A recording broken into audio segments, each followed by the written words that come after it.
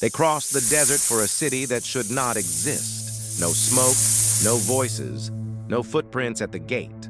Only brass, half buried in sand, catching the last light. In the old tales, it was called the City of Brass, a place sealed so completely that even memory arrived late. They had not come for gold.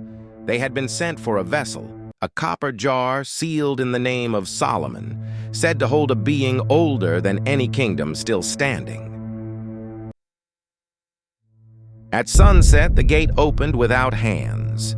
Behind it waited streets polished by centuries of wind, markets with no merchants, fountains with no water, and windows that watched them pass. In the courtyard stood figures of metal and ivory, perfect as guards, still as statues. When the torches passed them, their eyes caught fire for one breath, then went dark again. At the center of the city, they found the palace. Its doors were open. Its tables were set. Its lamps had burned down to black glass. And on the highest throne, a queen sat waiting.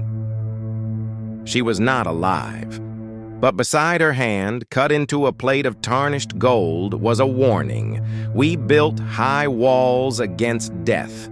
Death learned to enter through desire. The men should have turned back. Instead, they searched deeper under the palace, beneath a floor of green copper dust, until they found a chamber filled with jars.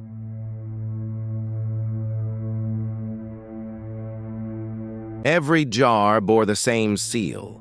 Every seal was unbroken, except one. As they lifted it, the wax split with a sound like a tooth cracking in the dark. Nothing came out at first.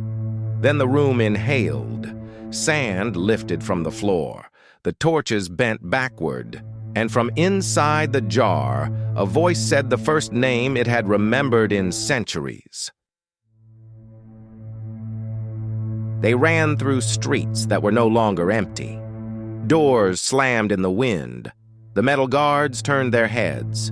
Behind them, the palace windows filled with blue fire.